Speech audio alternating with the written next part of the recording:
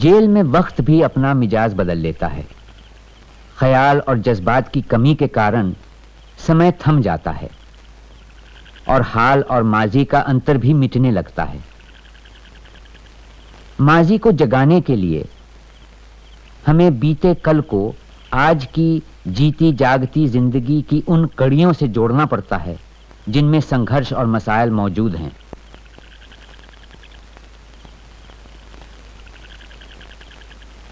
मैं चाहता हूं कि आपके सामने हिंदुस्तान के अतीत की तस्वीरें रखूं, ये एहसास दिलाने के लिए कि किस तरह हमारा देश कदम ब कदम बदला है।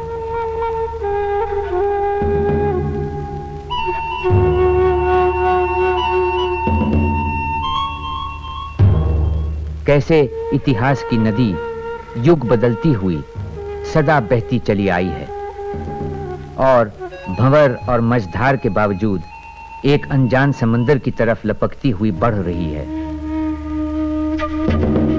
भारत में दर्शन शास्त्र, पुराण और महाकाव्य सब इस बात के गवाह हैं कि हमारे विचारक सदा सृष्टि के निर्माण का रहस्य खोजते रहे हैं।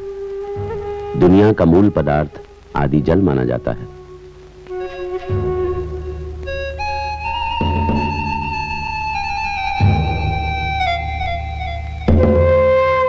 सृष्टि के निर्माण के बाद जीव जंतुओं के विकास का सिद्धांत हमें दशावतार के पहले 5 अवतारों में दिखाई पड़ता है। मत्स्य अवतार मछली का, जो आदि जल से उत्पन्न हुई। कूर्म अवतार कछुए का, जो जल और धरती दोनों पर रहता है। वराह अवतार, जो वायु पुराण के अनुसार चुना ही इसलिए गया है कि उसे जल क्रीड़ा का शौक है। फिर नरसिंह, इसके बाद वामन अवतार, जो शायद आदि मानव का प्रतीक है।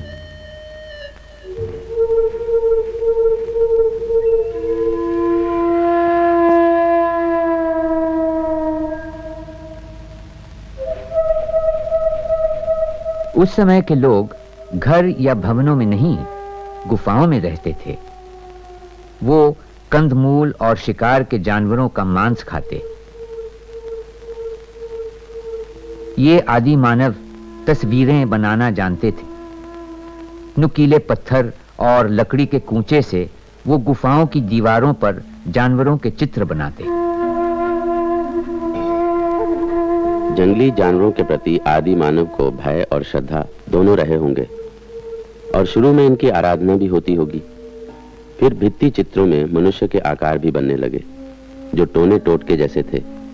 साथ में नृत्य और प्रथाएं भी होती ताकि शिकार में सफलता मिले।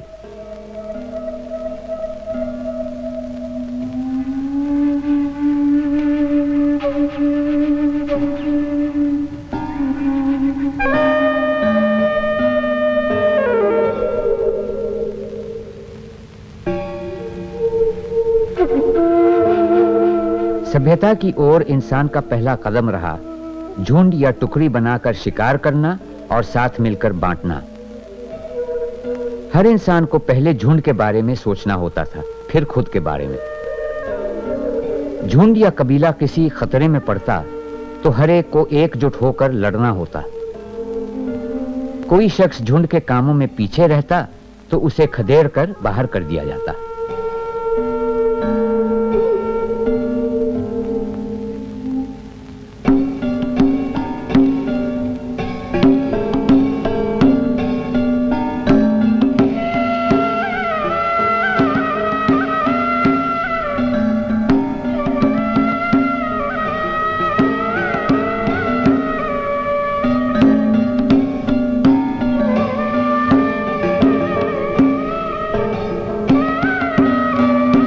आज के शिकारी अन्नबटोर आदिवासी लोहे के औजार इस्तेमाल करते हैं, मगर आदिकाल की बस्तियों की खुदाइयों से हमें एक ऐसे दौर का पता लगता है जब औजार पत्थर के थे।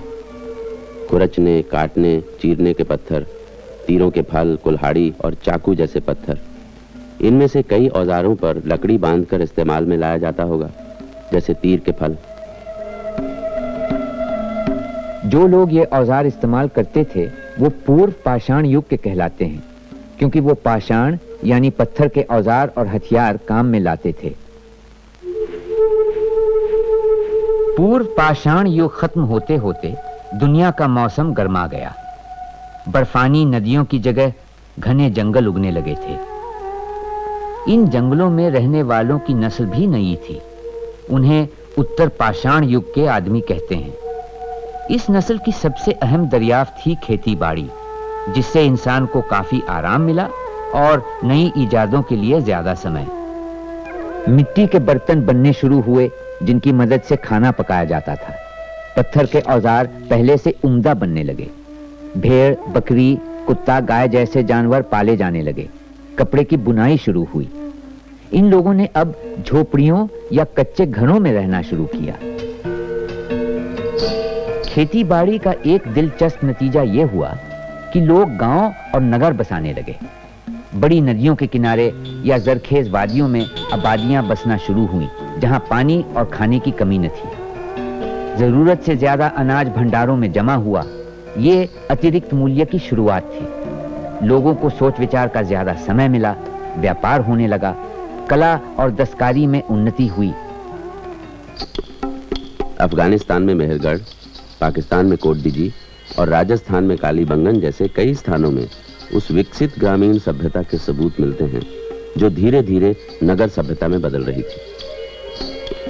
किसी नगर सभ्यता के विकास के लिए जिन शर्तों का पूरा होना जरूरी है वो हैं खपत से ज्यादा पैदावार, व्यापार प्रणाली, माल लाने ले जाने के आसान तरीके, आकार और नापतौल के नियम, माल की बिक्री के लिए चांदी, सोने, अनाज या सिक्कों का इस्तेमाल, कायदे कानून पर चलने वाला धर्म और खास तरतीब से बनी इमारतें। और इन शर्तों के पूरा होने पर ही सिंधु घाटी सभ्यता का विकास हुआ।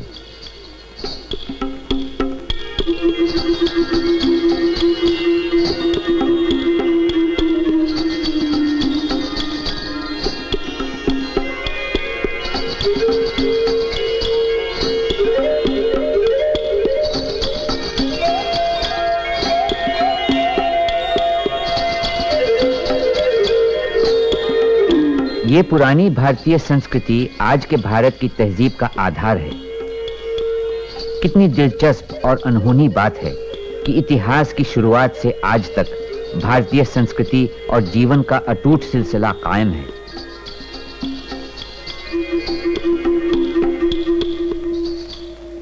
इस कभी न खत्म होने वाले जुलूस के साथ कभी कभी खुद को जोड़कर भी देखा, जिसके कि आखिरी सिरे पर मैं खुद जद्दोजहद कर रहा हूं।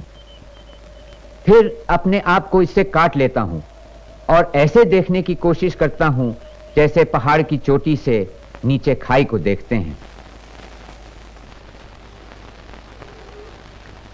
सिंधु घाटी के लोगों का दारोमदार व्यापार से जुड़ा हुआ ही लगता है। ये एक शहरी तहजीब थी जहां का व्यापारी तबका काफी अमीर था और एक अहम किरदार भी निभाता था। सड़कों के किनारे छोटी छोटी दुकानें हुआ करती थीं, बिल्कुल आज के हिंदुस्तानी बाजारों की तरह।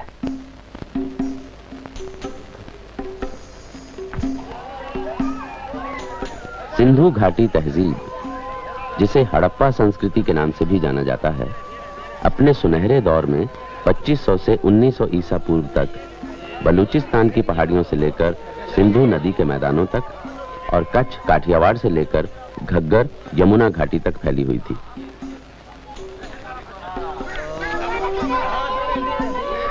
सिंधु के मैदानों पर मोहनजोदड़ो और हड़प्पा का अधिकार था। लोथल काठियावाड़ की राजधानी थी, कालीबंगन पूर्वी प्रांत का मुख्य शहर था और डाबरकोट पश्चिमी प्रांत का। सिंधु सभ्यता का असर उसकी सीमाओं से बाहर पश्चिम और मध्य एशिया तक में महसूस किया गया।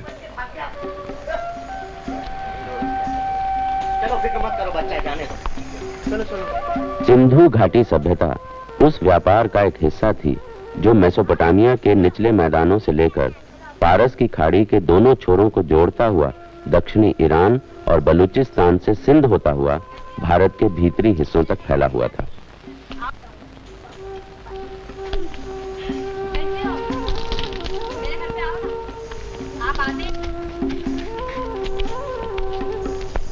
इस सभ्यता का प्रमुख जलमार्ग सिंधु और उसकी सहायक नदियां ही थीं।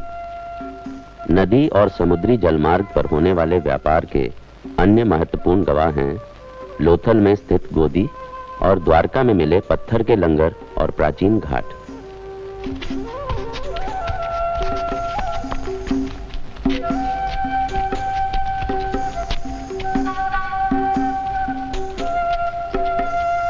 अकाद के राजा सरगोन के जमाने में लोथल और मोहनजोदड़ो से कीमती पत्थरों की मालाएं, मणि, मोती आदि, हाथी दांत और शंख वगैरह से बनी चीजें और शायद कपास की चीजें भी पश्चिम एशिया के शहरों को निर्यात की जाती थीं।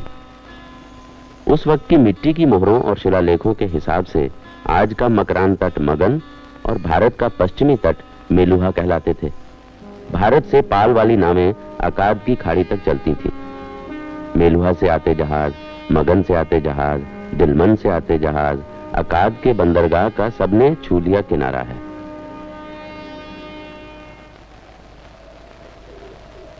इस तरह पता चलता है कि सिंधु घाटी सभ्यता के लोग अपने दौर की मुख्तलिफ तहजीबों से सुमेरिया, ईरान और मिस्र से आपसी व्यापार में जुड़े थे।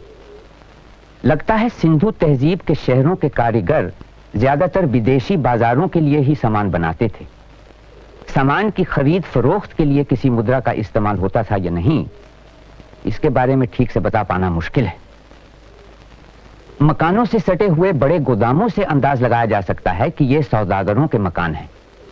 तादाद और मकान की बनावट से पता चलता है कि उस दौर का सौदागर तबका कितना ताकतवर और खुशहाल रहा होगा। इनके खंडहरों में सोने चांदी के जेवरात, कीमती पत्थर, पिटे हुए तांबे के बर्तन, धातु के औजार और हथियार मिले हैं। मोहनजोदड़ो और हड़प्पा के नगरों में अंतरराष्ट्रीय व्यापार की मंडियां थीं, जहां जगह जगह से आया माल साफ होकर छंटकर बांधा जाता था और फिर आगे भेजा जाता था। इन्हीं दोनों केंद्रों से कारवां दूर दक्षिण में कर्नाटक तक धातु और कच्चे माल की खोज में जाते थे। वहीं दूसरी ओर सीमा पार कर अफगानिस्तान, ईरान और मध्य एशिया तक जाते थे। जैसे आजकल की मंडियों में माल को बांधकर बाहर भेजा जाता है और पहचान के लिए उस पर निशान लगाए जाते हैं, सिंधु सभ्यता की मोहरें भी शायद ऐसे ही इस्तेमाल होती होंगी। मोहरों पर बने ज्यादातर प्रतीक पशुओं के हैं। वजन ठीक है? हाँ, मैंने खुद परख कर देखा है। ले जल्दी ला, यहाँ ऊपर रख दे, इसके ऊपर। हाँ, और जाओ जल्दी जल्दी, हाथ चलाओ, जाओ। हाँ, और मणिकों के बक्से कब तक पहुंचेंगे? वो भी रात से पहले पहुंच जाएंगे। क्यों, जल्दी किस बात की है? जहाज का सरदार कहता है कि उसका निकलना आजकल में होने वाला है। वो यहाँ आ रहा है सामान देखने। हाँ, संभाल के। हाँ, देखो शुल्गी, मुझे तुमसे कुछ पूछना था। क्या? समझ में नहीं आ रहा है कहाँ से शुरू करूं। देखो, तुम तो जानते ही हो तुम्हारे सुमेरिया में हालात ठीक नहीं है। व्यापार नगर उर से बाबिलोन आ गया है, जो तुम्हारे उत्तर में नई राजधानी है। पता नहीं ये सारा माल तुम वहां बेच पाओगे भी या नहीं। बेहतर होगा चांदी में से मेरा भाग जाने से पहले तुम मुझे दे दो। मैं इस बार खुद क्यों जा रहा हूं? इसलिए ना कि हमें ज्यादा चांदी मिले।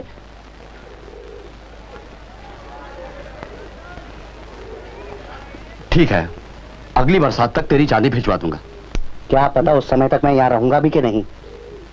देखो, तुम्हारी ओर हमारे माल की मांग नहीं रही, इसीलिए गांव से सामान आना भी कम हो गया है। ऊपर से अब ये बाहर वाले भी हमारे यहाँ घुसने लगे हैं। देखो द्राहा, उनको शायद तुम जैसे व्यापारी दे रहे हो। पता नहीं क्या क्या लेन देन करते हो उनके साथ। अब ये बातें तुम ना करो तो अच्छा है। मैं नहीं चाहता कि नगर में लोग इसकी चर्चा करने लगे। और मैं तो तुमसे चांदी उधार मांगने वाला था। क्यों? ऐसे ही, अपने निजी कारण है। मैं कहां से लाऊं उधार? कुछ हो? वो देखो, सरदार आ गए। ये मेरे साझीदार हैं द्राहा। देवदार के लट्ठे लद गए? हाँ, सब सामान लग चुका है, बस आपका सामान बाकी है। सुना है बाहर के लोग नगर में उधम मचाने लगे। बस सब यही कह रहे हैं। अगर उन्होंने शहर पे कब्जा कर लिया तो आपका क्या होगा? कहाँ जाएंगे? वापस गांव चले जाएंगे, और क्या। मेरी पत्नी के कुछ रिश्तेदार रहते हैं वहां, वही जो देवदार का व्यापार करते हैं। लेकिन गांव भी तो बर्बाद हो सकते हैं। मगर वहां रखा ही क्या है? वहीं से सब कुछ तो नगर में आता है। गांव और खेत नष्ट करके वो लोग खो देंगे क्या?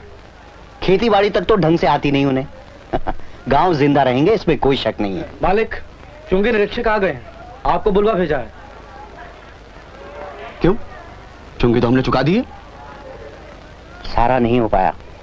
मैं सोच रहा था कुछ भाग तुम दे दोगे। मैं क्यों देता? तुम हमेशा देते हो, आपस में हमने यही तय किया है। भाई कहा ना मंदा चल रहा है, अगर मेरी चांदी में से कुछ भाग मुझे दे देते पेशगी तो मैं। नहीं, चांदी मुझे खुद दरकार है, मैं नहीं दे सकता। अच्छा चलो पहले चुंगी निरीक्षक से बात तो कर लें। आओ।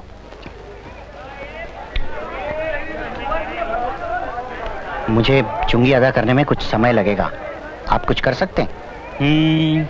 मैं एक सिंगे की मोहर लगाना बंद कर सकता हूँ। ये मजाक नहीं, हमें चुंगी जुगाड़ने में इस समय बड़ी देर हो रही है। देखिए मैं कुछ नहीं जानता, चुंगी नहीं तो मोहर नहीं, आप लोगों का माल बाहर नहीं जा सकता। हमें कल तक का समय दे दीजिए। मोहर कल भी लग सकती है, मुझे कोई जल्दी नहीं है।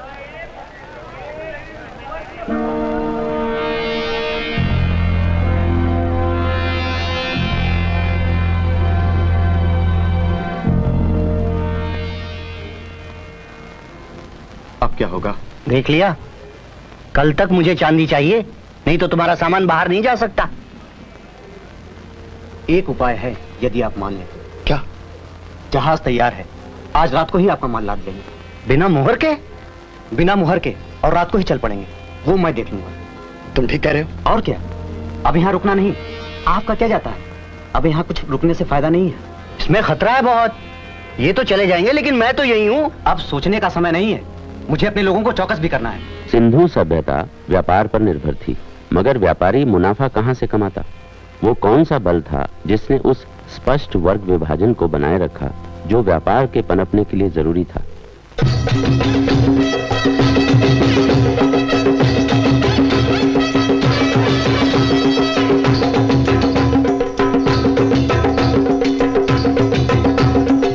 आम जनता पर व्यवस्था के नियंत्रण का अंदाजा मंदिर और पुजारी वर्ग की शक्ति से लगाया जा सकता है। हालांकि उस वक्त की विशाल देव प्रतिमाएं तो नहीं मिलती, फिर भी हमारे यहाँ टीलों पर मेसोपोटामिया के जिगरात मंदिर जैसी इमारतें हैं। पुष्कर के पास रहने वाली देवी दासियों के साथ यात्रियों का सहवास देवी पूजा का एक संस्कार था, जो आज भी दक्षिण में देवदासी परंपरा के रूप में मौजूद है। खंडरों में बड़ी संख्या में मिलने वाली मूर्तियां आज भी भारत के कई हिस्सों में पूजी जाने वाली मूर्तियों से मिलती जुलती हैं। सिंधु घाटी में विशाल मूर्तियों और देव प्रतिमाओं के न मिलने की वजह हो सकती है जीवित देवियों की पूजा, जो अब भी नेपाल में होती है। कहने का मतलब यह है कि धर्म प्रधानता ही सिंधु घाटी सभ्यता को 500 साल तक जीवित रख सकी।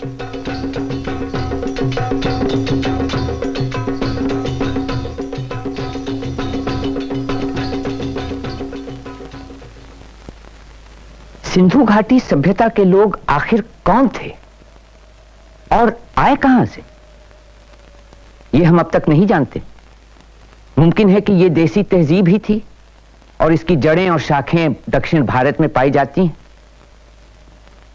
मंदिर, देवी पूजा और मूर्तियों की आराधना पुराने वैदिक धर्म में नहीं पाए जाते, और संभव है कि ये सब अवैदिक जन प्रथाओं की देखा देखी बाद के हिंदू धर्म में अपनाए गए।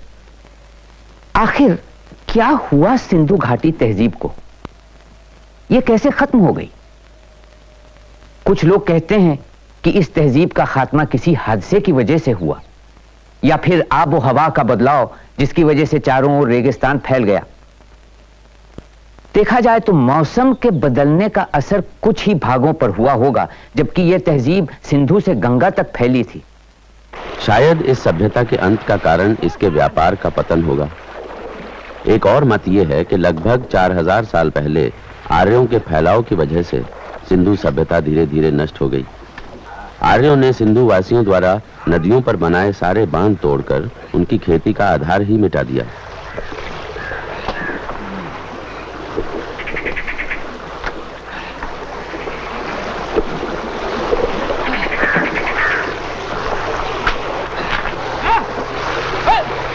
तुम लोग ये क्या कर रहे हो? अब हमारे बाल नहीं तोड़ सकते।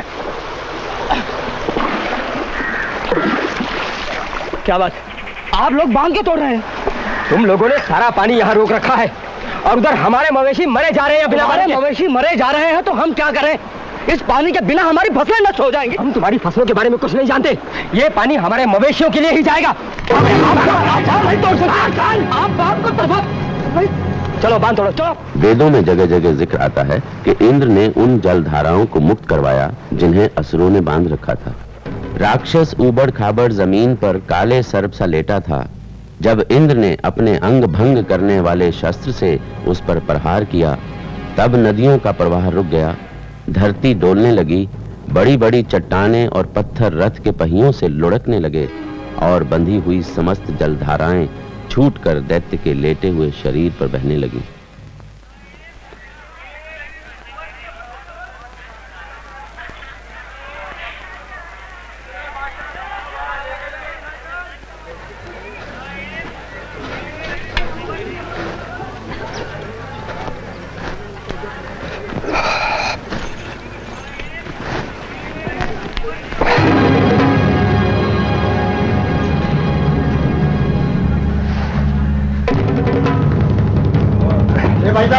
भाई साहब, तुम अपनी दुकान यहाँ नहीं लगा सकते क्या? तुम्हें मालूम नहीं? इस शहर में तुम असभ्यों के आने के खिलाफ कानून बना है। अच्छा इसी में कि तुम यहाँ से चले जाओ। जब ये सब बिक जाएगा तो चला जाऊंगा।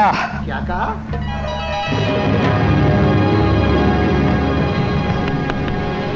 ये अपना सामान कहीं और जाकर बेचो। इससे पहले कि तुम्हें धक्के देकर यहाँ से भगा दिया जाए, तुम यहाँ से चले जाओ। कौन मुझे धक्का मारेगा? तू? अच्छा तो आजा, देखता हूँ कैसे मुझे धक्का मारकर भगाता है तू। अरे तू मुझे धमकी देता है? मैं तेरे को बोलता हूँ यहाँ से चला जा। हट हट, तुम अपना ये सारा माल यहाँ नहीं बेच सकते। इस आदमी को शहर में आने किसने दिया? चल मुझसे दूर रहो, नहीं तो मार डालूंगा सबको मैं। बुराई जी, आप इन्हें समझाइए। हाँ, तू इस नगर को छोड़कर चला जा। ये लड़ाई झगड़ा या भद्रता हम नहीं चाहते, समझ रहा है ना तू? इससे पहले कि तुझे चोट पहुंचे, चला जा यहाँ से। तू मुझे छू भी नहीं सकता, चिकनी चमड़ी वाले पुरोहित। मैं तेरी एक एक हड्डियां तोड़ दूंगा। देख, तुझे चेतावनी दे दी गई है कि तू इस नगर को छोड़कर चला जा। हम शांतिप्रिय लोग हैं, तेरी इस उद्दंडता की हमें कोई जरूरत नहीं। जा, कहीं और जाकर अपना काम कर।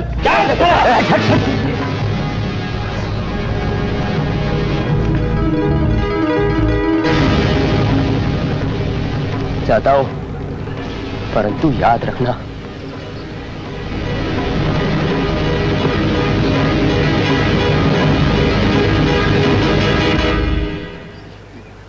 क्यों भाई, क्या हुआ? उन नीच विदेशियों में से एक शहर में घुस आया था, अपना माल बेचने की कोशिश कर रहा था, हमें उसे भगाना पड़ा। कोई मारपीट तो नहीं हुई? अरे उन जानवरों से कौन मारपीट करेगा, हमारा उनसे कुछ लेना देना नहीं है। मगर तुम्हारे आदमी भी तो उनके पड़ाव में जाकर उनके साथ व्यापार करते हैं, तब क्या ये ठीक है? आप सुमेरिया के हैं ना? हाँ। तब आप हमारी समस्या को नहीं समझ सकते। आज शाम के उत्सव में कोई गड़बड़ी न हो। मुझे भी ऐसा ही लगता है।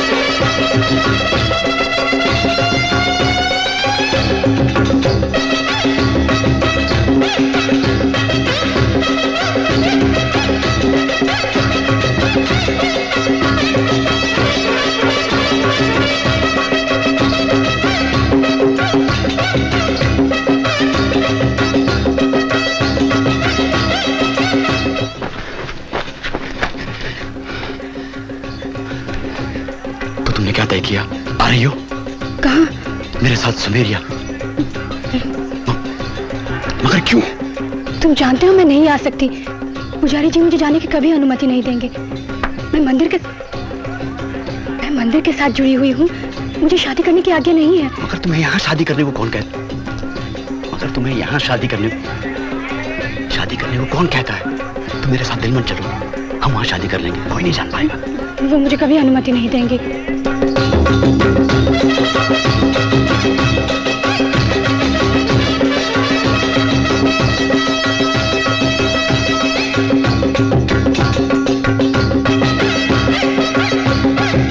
तुम मेरे साथ आना चाहती हो या नहीं? तो हम एक तरीका निकालते हैं। तुम आज रात मुझे मंदिर के पास मिलना और किसी को मत आना देना। पर यह संभव नहीं है।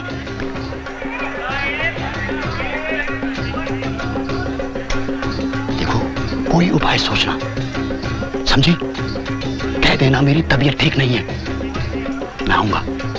अभी मैं चाहता हूं, पुजारी जी मेरा इंतजार कर रहे हैं।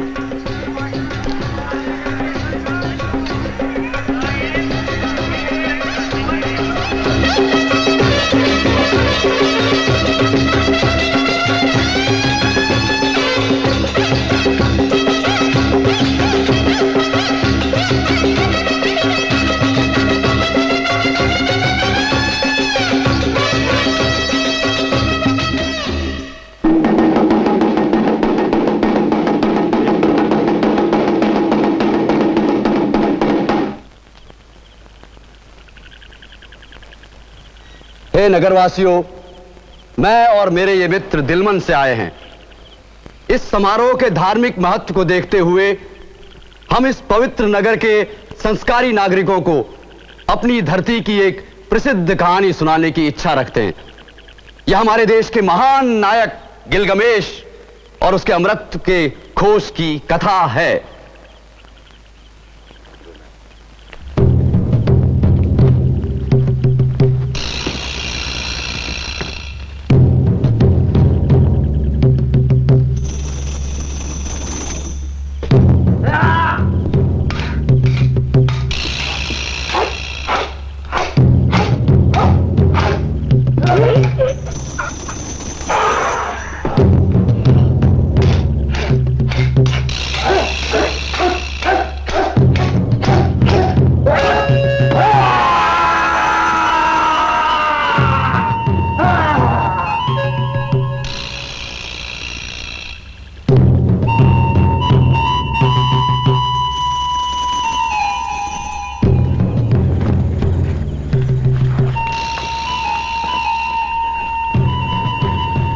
ठीक तो हो ना? जो कुछ हुआ मैंने सुना। वो बड़ी दिल दुखाने वाली घटना थी। शुल्गी, मैं तो बहुत डरा हुआ हूँ। फिक्र मत करो, कुछ नहीं होगा। ये कोई बड़ा हादसा नहीं है। बड़ा हादसा नहीं है। अब तक आर्यों ने छिटपुट खेत और बांध ही नष्ट किए थे, पर आज जब उनकी बस्ती में मैं व्यापार करने गया तो उन लोगों ने मेरा सारा सामान ही लूट लिया। नहीं शुल्गी, मुझे तो आर्यों का ये रवैया बहुत खतरनाक रूप ले लेगा ऐसा लगता है। अच्छा, इस बारे में बाद में बात कर लेंगे। सुनो, लेकिन बाद में तुम मेरे घर जरूर आना। नहीं, मैं तुम्हारे घर नहीं आ सकता। अत्री? हाँ, वो कह रही थी कि पुजारी उसे मेरे साथ जाने की इजाजत नहीं देंगे। कैसे देंगे? वो लोग हमेशा निगरानी में रखते हैं उसे। अच्छा ठीक है, मैं तुमसे बाद में मिलूंगा।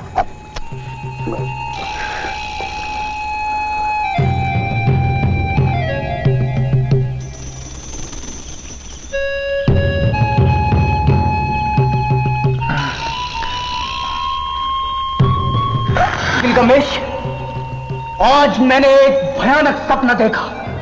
मैंने देखा अनु को, याको और एनलिल को, स्वर्गिक समाज को आपस में सहा करते देखा है।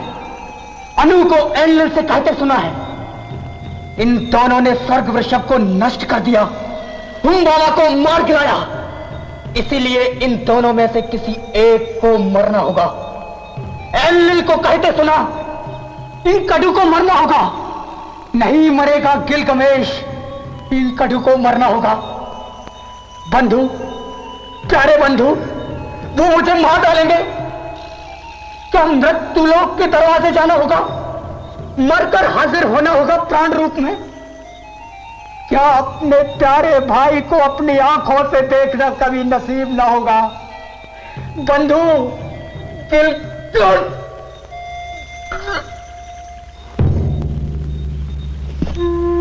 हुआ? ये नींद कैसी आज तुम पर उतर आई है? क्या हुआ जो रात के अंधियार से तुम घिर गए हो? मैं बुलाता हूं मगर तुम मौन होकर के पड़े हो। इंसिडिसा हूंगा मैं जब मरूंगा। फंस गया हूं किस मुसीबत में, घूमता मैं फिर रहा मरुभूमि में, मौत से डरकर खोजता हूं वो लोग जिसमें रहा करते अमर।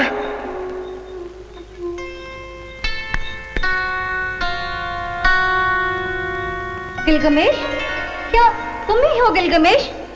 वही गिलगमेश जिसने पर्वत के सिंहों को मारा, जिसने दानव हम बाबा को मौत के घाट उतारा।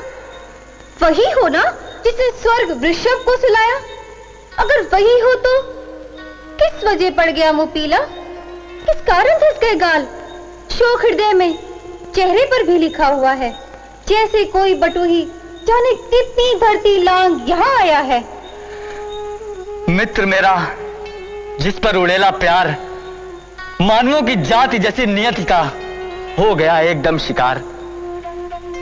7 रातें 7 दिन आंसू बहाए, सड़ गया था बदन कीड़े रेंगा किए। घूमता मैं फिर रहा मरुभूमि में मौत से डरकर। चुप रहूं कैसे, क्या सोचकर, जबकि मित्र मेरा प्यारा मिट गया धूल में मिलकर। क्या मुझे भी लेटना होगा ऐसे ही, फिर कभी उठना ना होगा? सिद्धूरी मुझको बताओ, है कहां वो लोग जिसमें रहा करते अमर? कौन सी है राह उसकी और कौन सी उसकी निशानी? गिलगमेश, वो देखो मल्ला उर्श नाभी ले जाता वो अमर लोग को, पूछो उससे।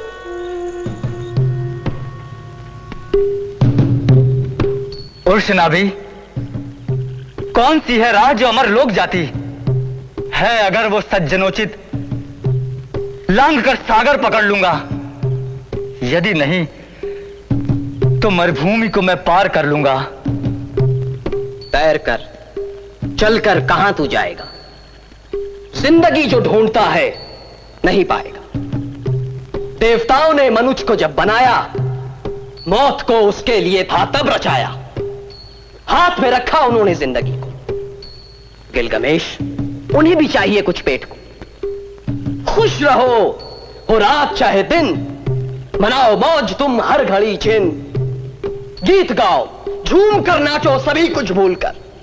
वस्त्र पहनो नए कोरे जगमगाते प्रीति कर। चल रहा उंगली पकड़कर उसकी तरफ भी ध्यान दो। वो तुम्हारा शिशु, तुम्हारा अंश, उसको मान दो। सहचरी पत्नी तुम्हारी, बाह का बंधन उसे दो। सिर टिका निश्चिंत हो ले, वक्ष का आधार दो। तुम मनुज हो, मनुज का जीवन जियो। है यही कर्तव्य, इसको समझ कर जियो।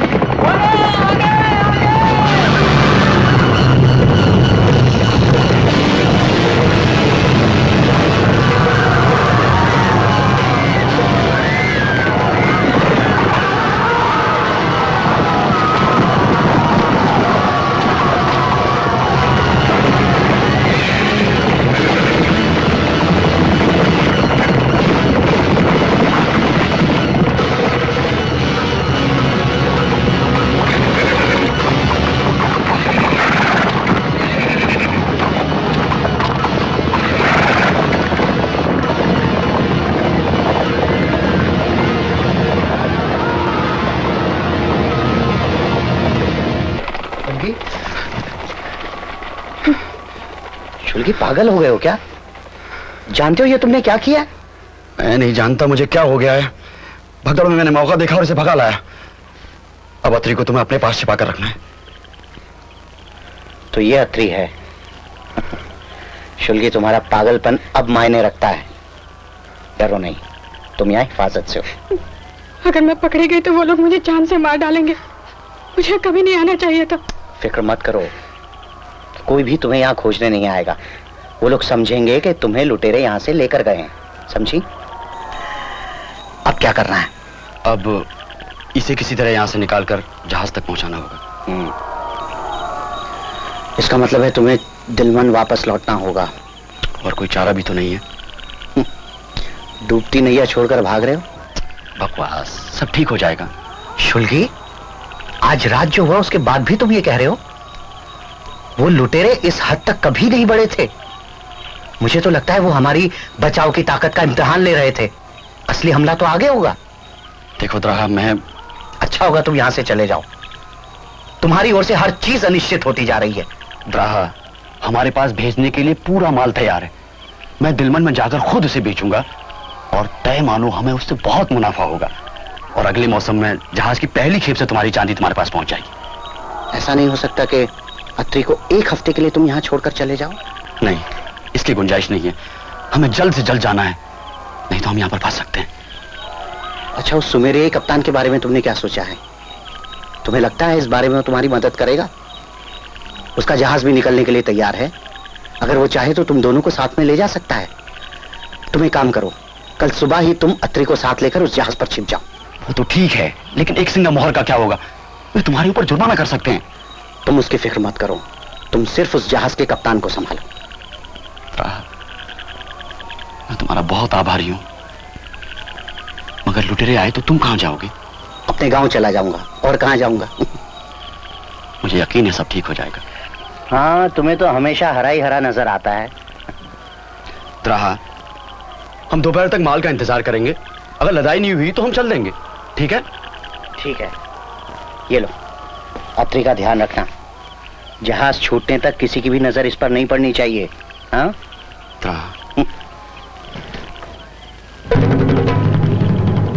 चलो जल्दी करो।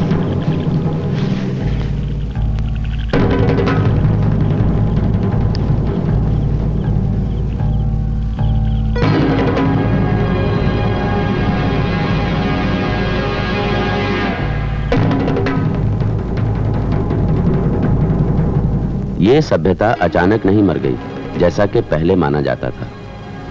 उसे अपने स्वरूप में परिवर्तनों के दौर से गुजरना पड़ा।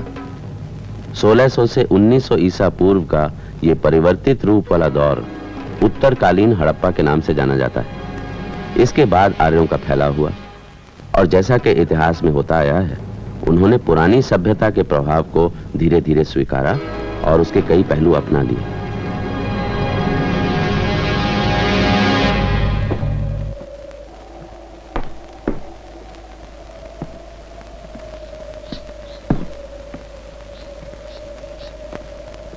ये महज एक इत्तेफाक था कि मोहनजोदड़ो और हड़प्पा की खोज हो पाई। इसमें कोई शक नहीं कि हिंदुस्तान में पुराने शहर और प्राचीन आलार अभी तक जमींदोज हैं। इस सिंधु घाटी तहजीब और आज के हिंदुस्तान के बीच कई जगह सिलसिला टूट गया है। उन टूटी कड़ियों के बारे में हम बहुत कम जानते हैं, फिर भी एक मुसलसल रिश्ता बनता चला आ रहा है वक्त के साथ साथ लगातार, जो आज के हिंदुस्तान को 6-7 हजार साल पुराने माजी से जोड़ता है, जबकि सिंधु घाटी तहजीब का आगाज हुआ होगा। हमें वाकई हैरत होती है कि मोहनजोदड़ो और हड़प्पा में कितनी सारी चीजें हैं, जैसे वेशभूषा और दस्तकारी, जिनमें हमें आज की रिवायतों और रहन सहन की झलक मिलती है।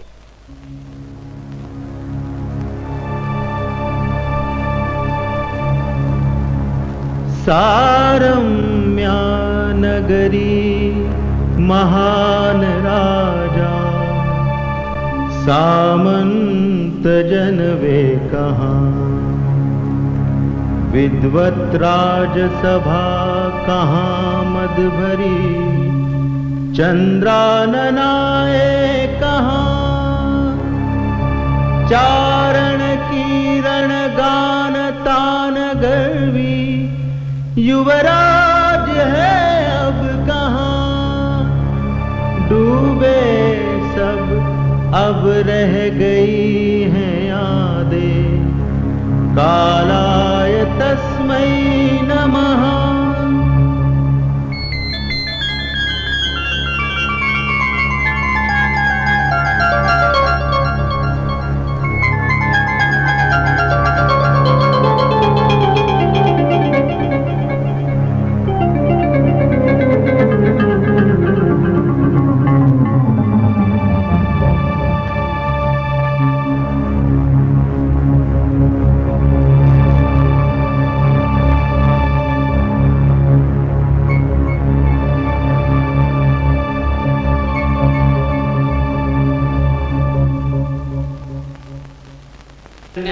हमारे चैनल को सब्सक्राइब करना ना भूलें।